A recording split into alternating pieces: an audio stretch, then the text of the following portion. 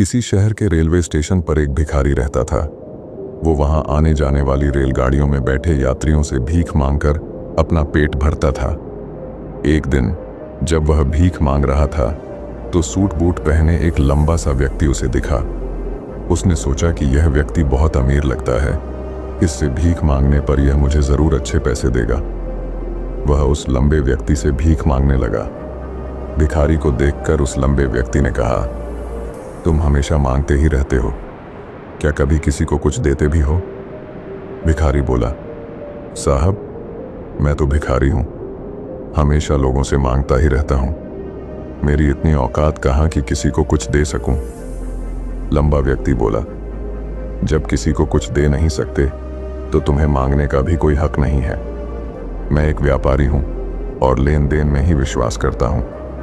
अगर तुम्हारे पास मुझे कुछ देने को हो तभी मैं तुम्हें बदले में कुछ दे सकता हूं। इतना कहने के बाद वह लंबा आदमी ट्रेन में बैठकर चला गया। इधर भिखारी उसकी कही गई बात के बारे में सोचने लगा। उस लंबे व्यक्ति के द्वारा कही गई बात उस भिखारी के दिल में उतर गई।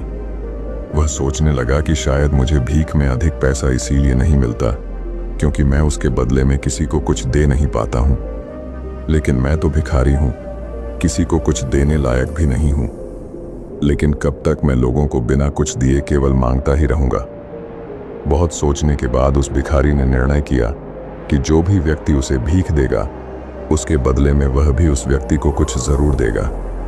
लेकिन अब उसके दिमाग में यह प्रश्न चल रहा था कि वह खुद भिखारी है तो भीख के बदले में वह दूसरों को क्या दे सकता है। इस बात को सोचते हुए 2 दिन हो गए, लेकिन उसे अपने प्रश्न का कोई उत्तर नहीं मिला था। तीसरे दिन जब वह स्टेशन के पास बैठा हुआ था तभी उसकी नजर कुछ फूलों पर पड़ी जो स्टेशन के आसपास के पौधों पर खिल रहे थे। उसने सोचा, क्यों ना मैं लोगों को भीख के बदले कुछ फूल दे दिया करूं। उसको अपना यह विचार अच्छा लगा और उसने वहां से कुछ फूल तोड़ लिए। अब वह ट्रेन में भीख मांगने पहुंचा। अब जब भी कोई उसे भीख देता तो उसके बदले में वह भीख देने वाले को कुछ फूल दे देता। उन फूलों को लोग खुश होकर अपने पास रख लेते थे। अब भिखारी रोज फूल तोड़ता और भीख के बदले में उन फूलों को लोगों में बांट देता था। कुछ ही दिनों में उसने महसूस किया कि अब उसे बहुत अधिक लोग भीख देने लगे हैं। वह स्टेशन के पास के सभी फूलों को तोड़ लाता था। जब तक उसके पास फूल रहते थे तब तक उसे बहुत से लोग भीख देते थे, लेकिन जब फूल बांटते बांटते खत्म हो जाते तो उसे भीख भी नहीं मिलती थी। अब रोज ऐसा ही चलता रहा। एक दिन जब वह भीख मांग रहा था तो उसने देखा कि वही लंबा व्यक्ति ट्रेन में बैठा है जिसकी वजह से उसे भीख के बदले फूल देने की प्रेरणा मिली थी। वह तुरंत उस व्यक्ति के पास पहुंच गया और भीख मांगते हुए बोला, आज मेरे पास आपको देने के लिए कुछ फूल हैं, आप मुझे भीख दीजिए तो बदले में मैं आपको कुछ फूल दूंगा। उस लंबे व्यक्ति ने उसे भीख के रूप में कुछ पैसे दे दिए और भिखारी ने कुछ फूल उसे दे दिए। उस लंबे व्यक्ति को यह बात बहुत पसंद आई। वह बोला, वाह क्या बात है, आज तुम भी मेरी तरह एक व्यापारी बन गए हो। इतना कहकर फूल लेकर वह लंबा व्यक्ति अपने स्टेशन पर उतर गया। लेकिन उस लंबे व्यक्ति द्वारा कही गई बात एक बार फिर से उस भिखारी के दिल में उतर गई। वह बार बार उस लंबे व्यक्ति के द्वारा कही गई बात के बारे में सोचने लगा और बहुत खुश होने लगा। उसकी आंखें अब चमकने लगीं। उसे लगने लगा कि अब उसके हाथ सफलता की वह चाबी लग गई है जिसके द्वारा वह अपने जीवन को बदल सकता है। वह तुरंत ट्रेन से नीचे उतरा और उत्साहित होकर बहुत तेज आवाज में ऊपर आसमान की तरफ देखकर बोला, मैं भिखारी नहीं हूं, मैं तो एक व्यापारी हूं, मैं भी अमीर बन सकता हूं। लोगों ने उसे देखा तो सोचा कि शायद यह भिखारी पागल हो गया है और अगले दिन से वह भिखारी उस स्टेशन पर फिर कभी नहीं दिखा। लेकिन 6 महीने बाद इसी स्टेशन पर 2 व्यक्ति सूट बूट पहने हुए यात्रा कर रहे थे। दोनों ने एक दूसरे को देखा तो उनमें से एक ने दूसरे से हाथ मिलाया और कहा, क्या आपने मुझे पहचाना? दूसरा व्यक्ति बोला, नहीं, क्योंकि मेरे हिसाब से हम लोग पहली बार मिल रहे हैं। पहला व्यक्ति बोला, नहीं, आप याद कीजिए, हम पहली बार नहीं बल्कि तीसरी बार मिल रहे हैं। दूसरा व्यक्ति बोला, मुझे याद नहीं, वैसे हम पहले 2 बार कब मिले थे? अब पहला व्यक्ति मुस्कुराया और बोला, हम पहले भी 2 बार इसी ट्रेन में मिले थे। मैं वही भिखारी हूं जिसको आपने पहली मुलाकात में बताया कि मुझे जीवन में क्या करना चाहिए, और दूसरी मुलाकात में बताया कि मैं वास्तव में कौन हूं। दूसरा व्यक्ति मुस्कुराया और अचंभित होते हुए बोला, ओह, याद आया, तुम वही भिखारी हो जिसे मैंने एक बार भीख देने से मना कर दिया था और दूसरी बार मैंने तुमसे कुछ फूल खरीदे थे। लेकिन आज तुम ये सूट बूट में कहाँ जा रहे हो और आजकल क्या कर रहे हो?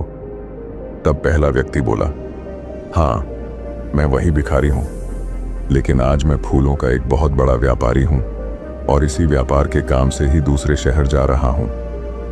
कुछ देर रुकने के बाद वह फिर बोला, आपने मुझे पहली मुलाकात में प्रकृति का वह नियम बताया था जिसके अनुसार हमें तभी कुछ मिलता है जब हम कुछ देते हैं। लेन देन का यह नियम वास्तव में काम करता है।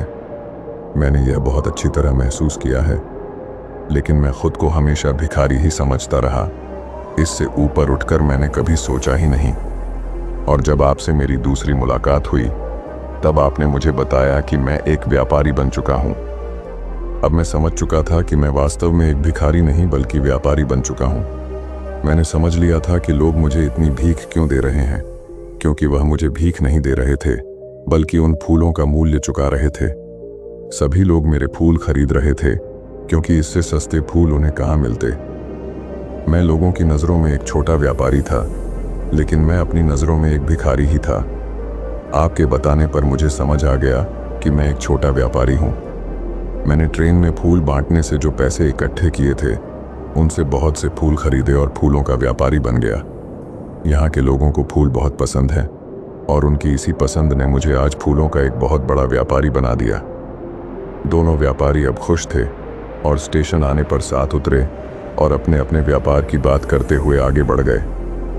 दोस्तों, इस कहानी से हमें बहुत कुछ सीखने को मिलता है।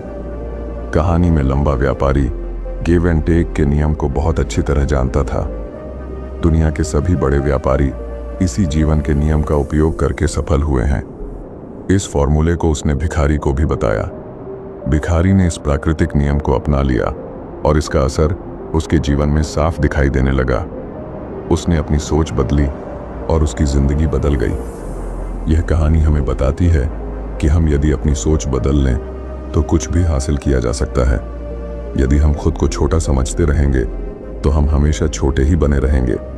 बड़ा बनने के लिए हमें अपनी सोच को बदलना होगा और खुद के बारे में बड़ा सोचना होगा।